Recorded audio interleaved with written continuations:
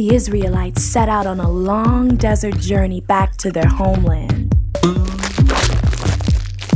God guided them with a pillar of fire at night and a cloud by day. As the Israelites set up camp at the base of Mount Sinai, a dark cloud covered the mountaintop. Thunder boomed and lightning filled the sky. Terrified, the people backed away from the mountain. But Moses climbed up into the dark cloud.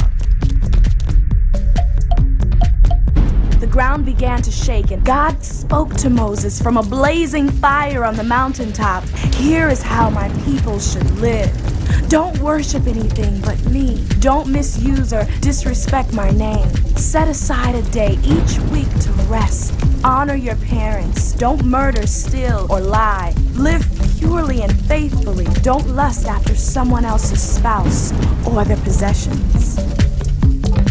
When Moses told the people these commands, they said, "We'll do everything God said." On the mountaintop, God gave him stone tablets detailing the laws and commands inscribed by God's own finger. When Moses returned to their camp, he found the Israelites in a wild party, worshiping a golden idol they'd made. The people said, "We want to follow a God that we can see." Burning with anger, Moses threw the tablets, breaking them into pieces. Then he ground their idol into powder, mixed it with water, and made them drink it. Moses begged God to forgive his people. God said to him, "I'm full of compassion and love and slow to get angry. If my people obey my commands, then I'll show my power through them." After giving Moses a new set of tablets, God said, "Build a special place for me to live among the people I love." So Moses gathered the very best craftsmen and built a sacred tent called a tabernacle in the center of their camp.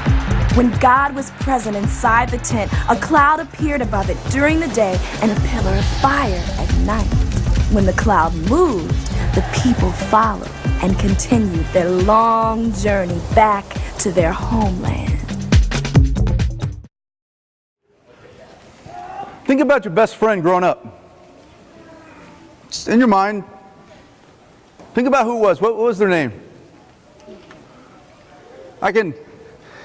Mine was Jamie, and I hadn't thought about him in a while, and as I was thinking about this idea of friendship, think about what was it as a kid? What was it that brought you, why was that person your best friend? Maybe they lived right next door, right? It wasn't anything more than the location.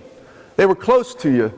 Maybe you were on the same team, you went to maybe you were in Cub Scouts together, Girl Scouts, there was different reasons. Think about what was it that made your early friend your best friend? Spent time together, did some things. If you think about that, even those early friendships, there were some ups and downs, right? They were your best friend one day and your enemy the next. And then you made up and there was this up and down of friendship. As you think deeper about friendship, though, I want you to think about what makes a good friend. Not just a best friend as a child, but what makes a good friend? Someone that you can trust. And oftentimes when we think of friendships, we just think of peers, but I want you to think of maybe what makes a good mentor. What makes a good leader. Think about it. What are some characteristics? Give me a few characteristics that makes a good friend, mentor, or leader. What do you think? Loyalty? Okay. That person's got your back, right? They're loyal to you. What else? Reliability. I can count on them. They make a good friend, leader. Yes, what else? Kindness. Okay. They care about you. They care about you. Go ahead. Honesty. What else? Good listener. They know something, especially if you start thinking about someone that's older, someone that's a mentor, they know some things you don't know. They're there to help you with things. I like to say everybody needs to have that friend that if you were in trouble, no matter what was going on, you could call at 2 o'clock in the morning and they'd help you. Right? There's that kind of friend. There's something about that. There's a depth to that, isn't there? Those kind of friends are hard to find. Have you ever thought of God being your friend? So you've got this level of kid, like live next door, your friend. You've got a level of mentor, friend. I want you to think about today of this idea of God being your friend. Now, the hard thing about thinking about God being your friend is there's sort of mixed metaphors, isn't there? Because we talk about even today the commandments, the 10 commandments. It doesn't sound like God's my friend. It sounds like God's the principal. Right? God's the judge. God's going to get me. But that's what the people of Israel were trying to figure out too. They're balancing. Where did they come from? Where did God and Moses just pull them out of? You remember? Egypt. And what was their job in Egypt? They were slaves, right? It's not a good thing to be. So they're in Egypt being oppressed and they're crying out. Now God brought them out. And last week we talked about deliverance. And we began to look at a God who came through. A God who was a warrior. If you go to Exodus 15, they even sing a song. The Lord is a warrior. The Lord is His name. He came through for us. He got Pharaoh. But today I want you to think about, in the midst of all the metaphors you've thought about with God, I want you to think about a little bit softer one, but I think as you begin to define it, it won't be as soft. The Lord is my friend. God is my friend. And I think that's why He goes about giving these three images that we're going to look at today. We're going to look at the commandments, we're going to look at the covenant, and we're going to look at the tent. I don't know if you can still see the tent since I put the whiteboard here. I'll move it over. So we got the commandments, the covenant, and the tent. And this is all that comes into this idea of a friendship with God. Early on in the story, God called out, you remember Adam and Eve first, and then He continues on, and He pulls Abraham, and then Joseph, and then slavery, now Moses, and then He brings everyone together. And I think He's calling a people to say, I want you guys to be my friend. But let's hold on to that. What does it mean, or what would it look like to have friendship with God? If you want to turn with me in the story or in your Bible, it's in Exodus chapter 19 or page 59 in the story, chapter 5. So as we've been going through, chapter 5 is new commands and new covenant. And the very first chapter, here's what it says. Think about this idea of God as our friend. Just a little, the second paragraph. Then Moses went up to God, and the Lord called to him from the mountain and said, "This is what you are to say to the descendants of Jacob. This is what you are to tell the people of Israel." Now listen, imagine God saying this to you. "You yourselves have seen what I did to Egypt, and how I carried you on eagle's wings, and brought you to myself. Now if you obey me and keep my covenant, then out of all nations you will be my treasured possession. Although the whole earth is mine, you will be for me a kingdom of priests, a holy nation. These are the words that you are to speak to the Israelites." So God is speaking to Moses. He brings them out of Egypt, and as they're settling, He's stopping them. And He's telling them something about themselves. You're not slaves. You're my treasured possession. You're a kingdom of priests. You're a holy nation. He's saying, even though the whole earth is mine, you're special. Let's pause this for a second and hold on to that, friends.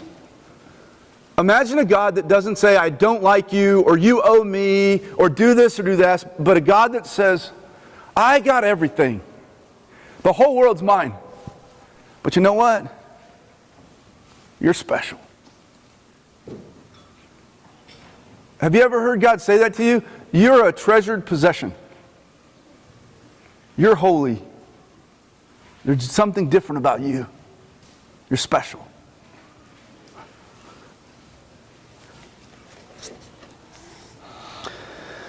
As He sets that aside, God continues and He says, because you're special, you're holy and set apart. I want to give you some commandments, and oftentimes when we think of commandments, it's this rules, this do and don't rules. But I think what God is saying is, I want to give you some guidelines within this friendship. If you really want to to, in a sense, take advantage of this friendship, if you want to get the best out of this partnership, then guess what? There's some guidelines. One of the easiest ways to think about this is think about a marriage, right? A marriage, sometimes we call it a covenant, a relationship. And there's guidelines, right? If I'm choosing to move from a dating relationship to a marriage relationship, is there some difference in the way that I'm going to act towards the person I'm marrying? Right? Rules change. So God, in a sense, is saying, hey, you guys are special out of the whole earth. Guess what? I want to enter into this relationship. And it's bigger than just this marriage relationship, but I think that's the one way that we can kind of understand it. This covenant. Think about it. Even though a lot of people don't look at this as binding, think about the idea of till death do us part, right? I'm choosing that Susan will be my wife and no one else. As God is my witness, I give you this promise till death do us part. In a sense, God is saying, hey, I want you in this relationship. And if we're going to have this relationship, it's different than what you think in Egypt. I'm pulling you apart. You're a treasured possession. You're beautiful to me. I love you. You're special. And God's saying, hey, there's some rules, though, I want you to understand. Let's just talk about it. So God begins to explain it to Moses. So the first part is these commandments. And I asked if Lauren would come up and help me out. So this is going to symbolize commandments, and we're going to kind of walk through them. You guys know the 10 commandments. It's on page 61 in the story, or Exodus 20 in your Bibles.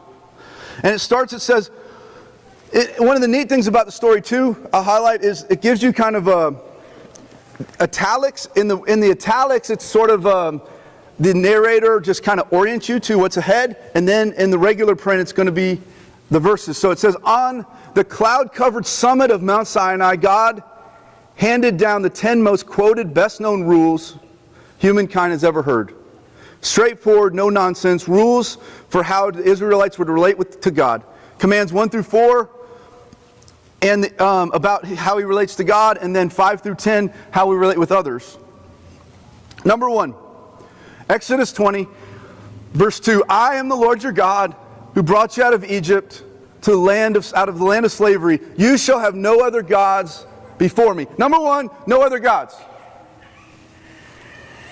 Number 2, you shall not make for yourselves an image in any form, anything under heaven, above, the earth, beneath the waters, below. You shall not bow down to any of them. And he continues on. And he says what? No other gods. And then he says no idols. Right? No stuff. Don't let anything get in the way of our relationship. Not only is there going to be no other gods, the gods of Egypt, man-made gods, and you know what? Don't even make anything that would get in the way of our relationship. So no gods, no idols. Number 3, you shall not misuse the name of the Lord your God, for the Lord will not hold anyone guiltless who misuses his name. So it's number 3 is really don't misuse my name. Right? There's an aspect of respect. Respect. Don't lie to me. Don't cuss at me. Don't misuse my name. There's something holy here. The reason I think of this one of my rules personally, like when I meet my chaplain assistant or some of my people I work with, I say, I got 2 rules. 2 rules. One is, don't cuss at me. If you want to cuss, like with soldiers, I say, if you want to cuss, but don't cuss at me. And don't lie to me. Other than that, we can get along. Right? Because there's an aspect of disrespect and a misuse of trust. If you're not going to speak the truth to me, then how can I trust you in a relationship? So the top 3, I think these are the top 3 with our relationship. In a sense, think about it, the top 3, God's saying, for the relationship with me. If you want to have a friendship with me, hey, there's no other gods here. Don't make any kind of idol.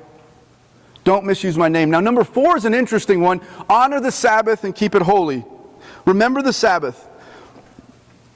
What the Sabbath is a day of rest. And what God says is, 6 days you're to labor and do all your work. On the 7th, you'll rest. In a sense, this number 4, it's a gift, right? If you want to have a relationship, here's a gift. Rest. It's a gift to those in the relationship, but it's also a promise, right? Realize when you rest, I'll take care of you. God is almost saying, when you rest, I'll work. That's pretty good, right? Everything that I created, the universe and everything else. So guess what? I want you to rest and I'll work. And in a sense, this is almost a double. It's a gift for you, but when you do it, what are you doing? You're showing you trust God. I trust you that you've got my back. I trust you that you're handling things. When I sleep, I'm in a sense, by remembering the Sabbath, I'm saying there's no other gods and I'm trusting you. Number 5. On page 62, honor your father and mother so that you may have a long life in the land the Lord your God is giving you. Now, honor your father and mother, number 5, is one of those hard ones. They're like, obey your parents, honor your father and mother. Because if we're honest, sometimes our father and mothers let us down. Right? Sometimes, if we're fathers and mothers, we kind of let our kids down. But there's not like an asterisk, honor your father and mother only when they're great fathers and mothers. Right? It's saying honor your father and mother. There's something even in faith, like having faith in God because you're resting. I think there's something to saying you're respecting me because you respect the father and mother I gave you. Now, I'm going to be a little bit honest with you, a little more honest, not that I lied to you, but a little transparent. How about that? I've had some struggles with my father. Just with some respect, some other kinds of things. And I remember one time I got really angry with God. And I said, God, why'd you give me such a crappy dad? And I was really upset about some things. And it was almost like I heard back, maybe your dad needed you. And then I came back to this honor your father and mother and saying, it's not a choice. And it's not based on my dad earning the honor. It's based on me giving the honor. And how do you balance that? And each of us have to wrestle with that in our own way. But I think it comes back to honoring God. Did God make a mistake when He gave me the mom and dad that He gave me? And I'd say no, He didn't. And we each have to kind of wrestle with that. Next one, number 6. You shall not murder. So, don't murder. You shall not commit adultery. So, don't take someone else's husband or wife, right? Don't commit adultery. Number 8, don't steal. Don't take other people's stuff. Don't steal. And number 9, don't lie. Now, obviously, you could turn those things around into the positive, but I think it's pretty clear. Don't do this, don't do this, don't do this, don't do this. It's how do you treat God, right? The relationship with me, and then the relationship with we. If we're going to have a community relationship, if I lie to you, if I steal from you, how's that going to work for the friendship? And then if I begin to do that, it ultimately hurts the way that God created us for community with Him and community with each other. Now, number 10 is an interesting one. Now, number 10 is don't covet. And you can just put don't covet. And what I think is, as you look at number 10, I think it's a promise and rather than something not to do. Now look, here's what it says. And if you'll just put a star and then put promise, and then you can have a seat. So let's just read it. You shall not covet your neighbor's house. You shall not covet your neighbor's wife, or his male or female servant, his ox, his donkey, or anything that belongs to your neighbor. So here's what I want you to see. The first 3 have to do with our relationship with God. God saying, these 3, relationship with me. Number 4 is a gift for you. But when you receive that gift, it shows your faith in me. Make sense? When you rest and you realize that God's working, then there's something that is built in that relationship. Honor your father and mother. Do you trust the fact that I know what I'm doing?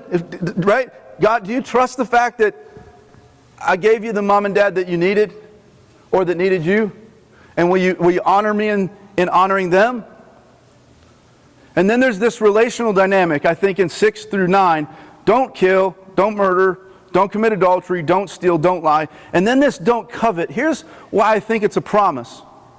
I think what it's saying, if you have a relationship with God, you won't want anyone else's life. If you honor God above all, you realize He's providing for you. You begin to live a life that is reflected in these commands. Then number 10, instead of being something like, don't wish you had your neighbor's car or wife or life, it's saying, you won't want anyone else's life. And the point that I want you to hold on to today is this: when friendship with God is enough, you'll let go of your neighbor's stuff. When friendship with God is enough, you'll let go of your neighbor's stuff. Think about it. How often do we ruin ourselves because we wish we had what someone else has? I wish I had those parents because they let their kids eat candy all night long. Yeah, okay. I wish I had that person's car or good looks or health. And think about it. It's a game that we never catch, right? It just ruins us. So when you're young, you wish you were older. When you're old, what? You wish you were younger. It's always out of reach, and you're never content or happy. So God's saying, hey, I'm your friend. And as the best friend that you'll ever know, I'm going to tell you what the best kind of life is. No other gods. I'll take care of your needs. I'll protect you. Live with me, live with others. And you don't want anyone else's life. Don't reach for anything that you don't have, because you begin to realize, part of that's faith, realizing that God gave you everything you need, the good and the bad. You are a treasured possession. You're loved by God. And you know what? Right now, some of you are like, but I don't want it. And there's an aspect of faith where we hold on to what we've got and say, all right, God, I don't know why you gave me this family. I don't know why you gave me this challenge, but I'm going to trust you with it. It's these commands, these rules. I want you to think about relationship rules. That's what these commands are. It's not about God getting you. It's about God blessing you. He's not saying, don't work. He's saying, you don't have to work one day because I'm going to take care of you. He's not saying, don't you be looking at your neighbor's wife. He's saying, you won't want your neighbor's wife because you've got the best one. Now begin to care for your wife. Begin to care for your kids. You won't want someone else's. You'll want what you've been given. Begin to invest in and care for.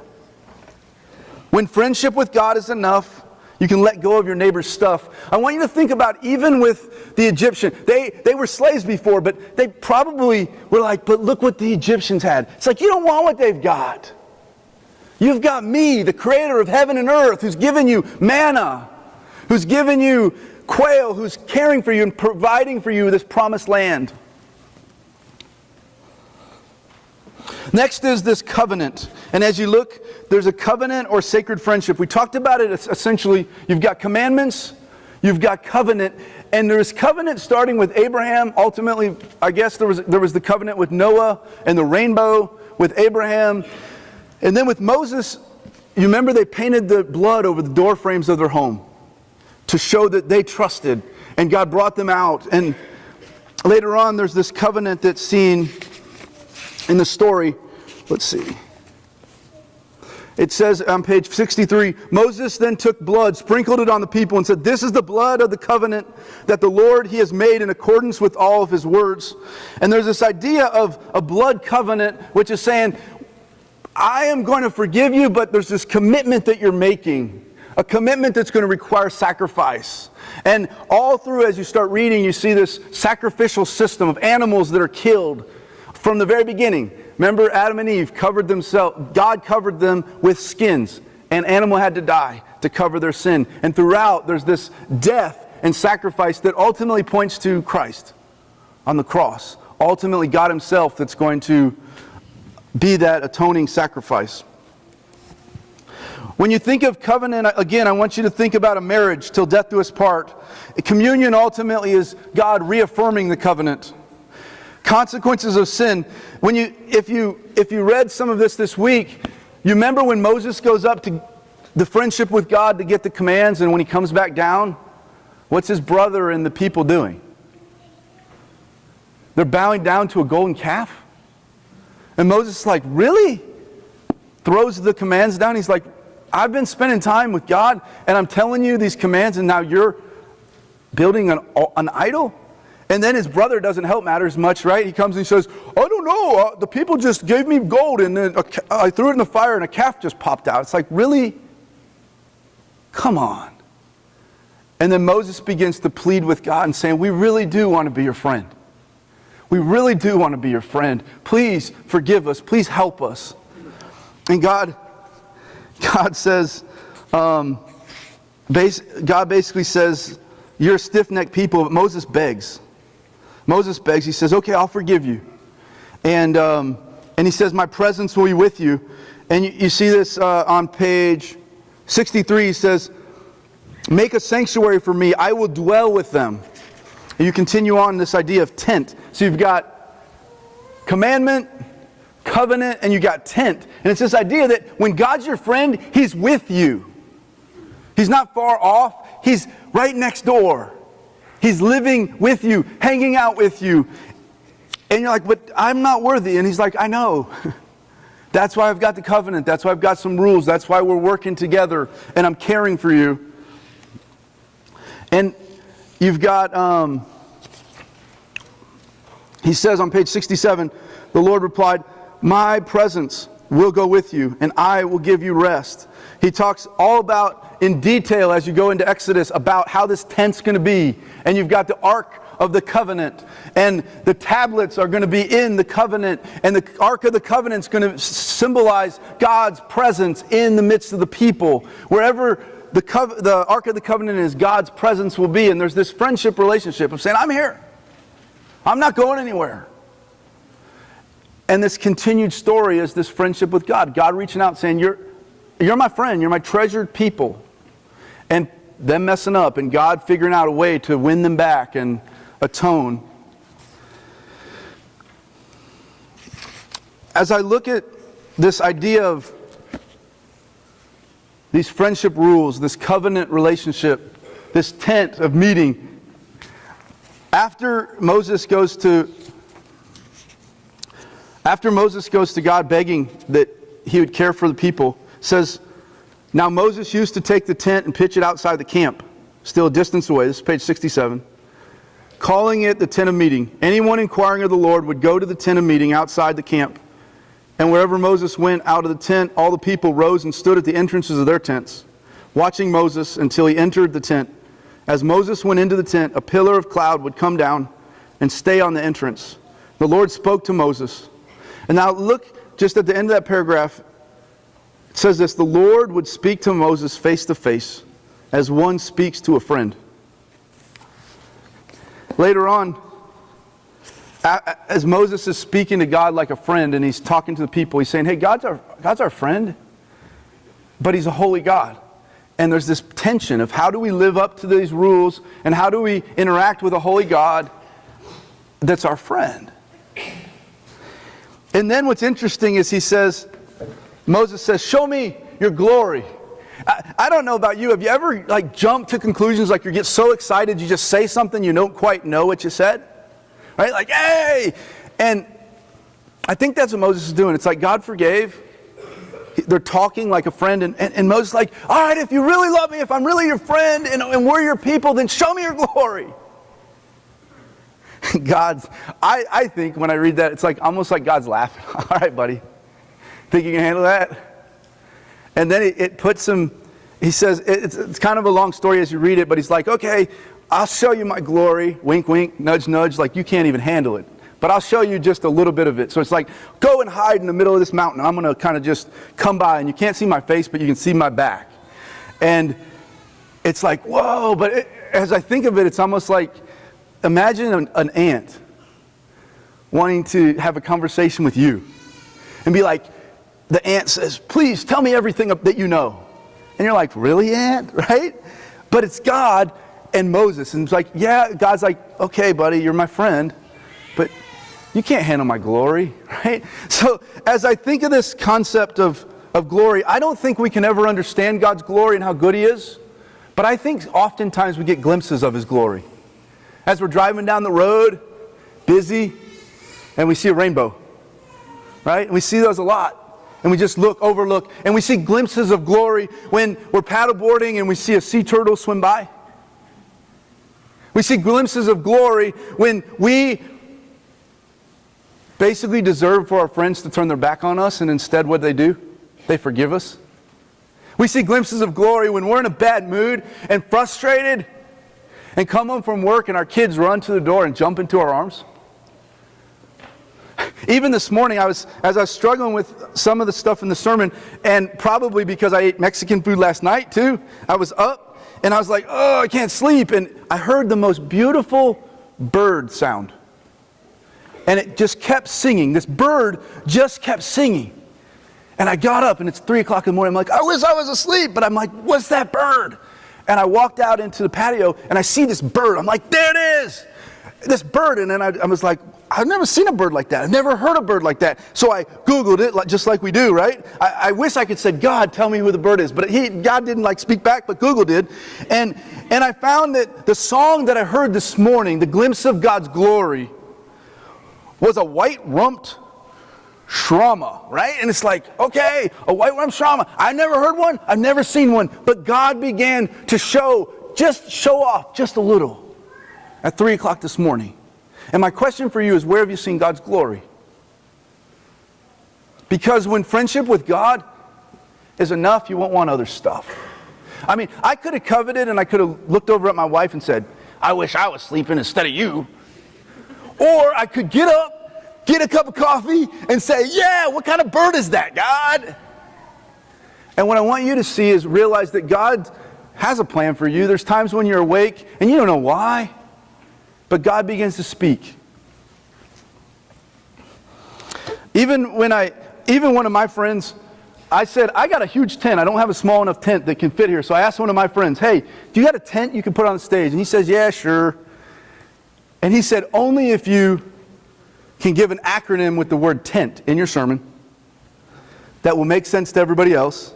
Well, put this tent up here. No, not really. But he challenged me. He said, let's see if you can use the word tent. So real quick, the application, here's what I want you to think about. The tent, God working with you, in you, through you. Tent is talk to God like He's a friend. That's what I want you this week. This week, try. You go, I don't know if I even trust God. I don't even know if I love God. I don't even know if God loves me. What I want you to do, tent. T, talk to God this week like He's your friend. Because He is. E is have eyes to see God's glory around you. Right? So talk to God like He's a friend. E, have eyes to see God's glory. N, realize there's no other gods. T, talk to God. Eyes to see, no other gods. If you get that one, the rest will kind of take care of itself. There's one God and one God only. And the next T is trust. Ultimately, if you want to have a friendship with God, you got to trust Him with everything. Even when it doesn't make sense. Remember we talked about upper story, lower story? Sometimes God's doing some things that we don't get. So we trust. Talk to God. Have eyes to see. Realize there's no other gods. And trust Him. Friends, today we're going to celebrate communion. And when Jesus